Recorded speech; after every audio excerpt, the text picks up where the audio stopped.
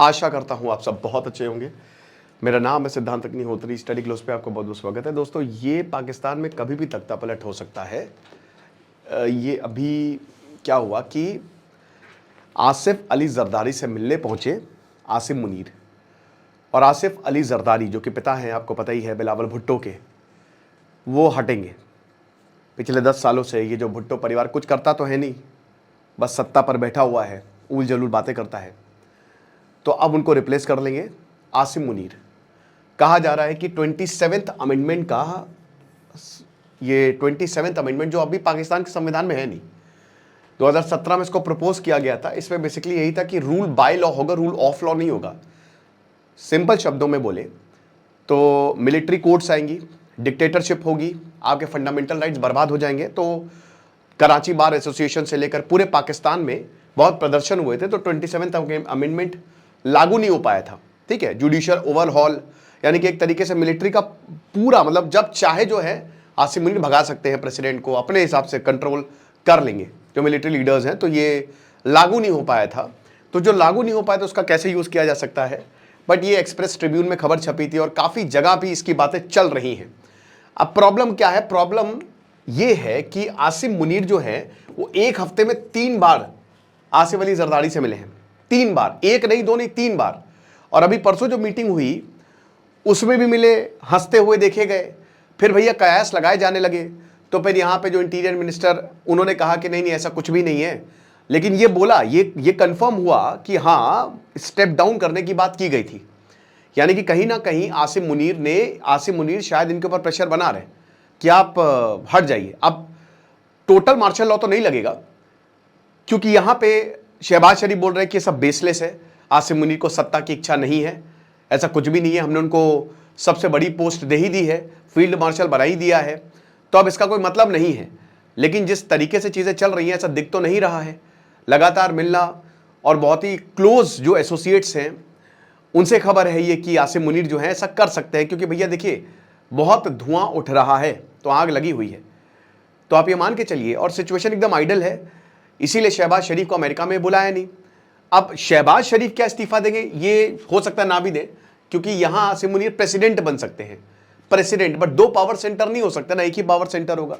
तो अगर ये प्रेसिडेंट बनेंगे तो प्राइम मिनिस्टर की भी पोस्ट गई, तो सब के सब, क्योंकि नवाज शरीफ से तो एक डील हुई थी ना कि आप लंदन से यहां पे आइए और इमरान खान को तो हमने भगा दिया है और चुपचाप अब हमारे इशारों पे नाचेंगे। तो शरीफ ब्रदर्स मान गए। नवाज शरीफ जब पहलगांव हमला हुआ था और जब भारत ने हमला किया था तो शहबाज शरीफ को समझाया था, लेकिन उनके हाथ में कुछ है नहीं, सिविलियन गवर्नमेंट की वहाँ पे कोई औकात तो है नहीं। ठीक है, यही चीज़ है। एक और आपको फैक्ट बताता हूँ, अभी एनआईए ने यह बताया है कि पहलगांव हमला जब हुआ, जब 26 लोगों की जान ली, तो आतंकियों ने खुशी में फायर किया था ऊपर। ये एक आई विटनेस ने बताया कि खुशी में उन्होंने फायर किया था, है ना। तो इस तरीके की हरकतें तो करते हैं, तो जैसा करोगे वैसा भरोगे। अब इनको फांसी पे लटकाने का वक्त आ गया है। आसिम मुनीर तो यही करेगा, सारे इनके डिक्टेटर्स यही करते हैं। ओके, फिर उसके बाद इमरान खान ने कुछ बोला है जेल के अंदर से। आपको पता है कि इमरान खान का पूरा परिवार है जेल के अंदर है। बुशरा बीबी को भी अभी पहले अरेस्ट किया 2023 में, फिर छोड़ा, फिर 2024 में अरेस्ट किया, फिर छोड़ा, फिर जेल में बंद कर दिया। ठीक है, तो उनको अरेस्ट किया है और बुशरा बीबी को बता रहे कि उनको तो मारने की कोशिश की गई है। मलाला यूसुफजई ने तो ये बोल दिया था कि टॉयलेट क्लीनर जो है, इनके खाने में टॉयलेट क्लीनर डाला गया था, इनको मारने की कोशिश की गई थी। बाद में फिर इनको बेल मिली, लेकिन फिर अभी जेल में है। और इमरान खान ने बोला है कि टॉर्चर किया जा रहा है, हमारे ऊपर प्रेशर बनाया जा रहा है। तो इमरान खान ने साफ साफ बोल दिया कि अगर मुझे कुछ भी होता है तो इसका जिम्मेदार आसिम मुनीर होंगे। और उन्होंने ये आह्वान दिया है कि सबके सब सड़क पर आ जाओ और ऐसे ये जो दमनकारी है ना, इसके खिलाफ प्रदर्शन करो। तो इमरान खान जो है वो खुद ही लोगों को बोल रहे हैं, और ये बहुत बड़ी अपॉर्चुनिटी है इमरान खान के लिए। अब इससे पहले मैंने लेक्चर लिया था कि इमरान खान के जो दोनों बच्चे हैं वो शायद पाकिस्तान में आए और मूवमेंट को लीड करें, ये बहुत अच्छा होगा। 5 अगस्त से जो इनकी तहरीक इंसाफ पार्टी है वो बहुत बड़े प्रदर्शन, व्यापक स्तर पर प्रदर्शन करने वाली है। जाहिर सी बात है उस दिन बहुत कुछ हो सकता है।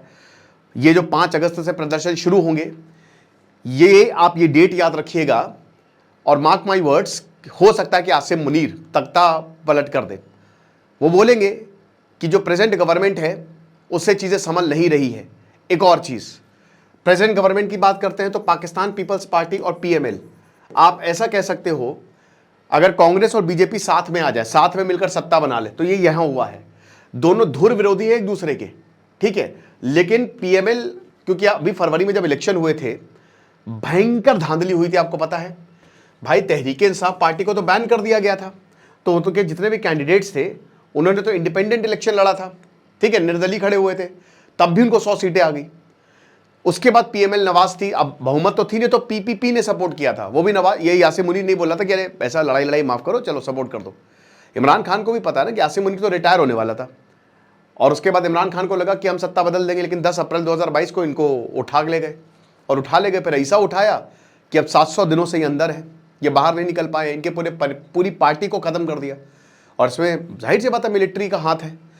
सीन्स देखे सबने, और पूरी दुनिया चुप है। इससे तो बहुत बड़ी बड़ी बातें करेंगे, लेकिन पूरी दुनिया चुप है। ओके, तो ये सब कुछ हो रहा है, तो इमरान खान ने इसी का फायदा उठाते हुए बोला है कि सबके सब सड़क पे आ जाओ, प्रदर्शन करेंगे। इमरान खान की जो दूसरी बीवी है रेहाम खान, उन्होंने अपनी पॉलिटिकल पार्टी बना ली है।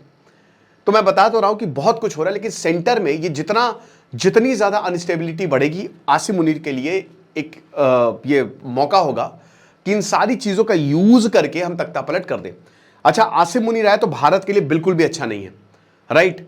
आमतौर पे जब डिक्टेटर्स आते हैं तो भारत के लिए बिल्कुल अच्छे नहीं होते हैं। जो वॉर हुई है ना 1965 और उसके बाद 1999, वो यही परवेज मुशर्रफ और इसी ने, अयूब खान ने करवाई थी, राइट। इनफैक्ट 1971 में भी वो जस्ट उसी समय तो है सत्ता छूटी थी।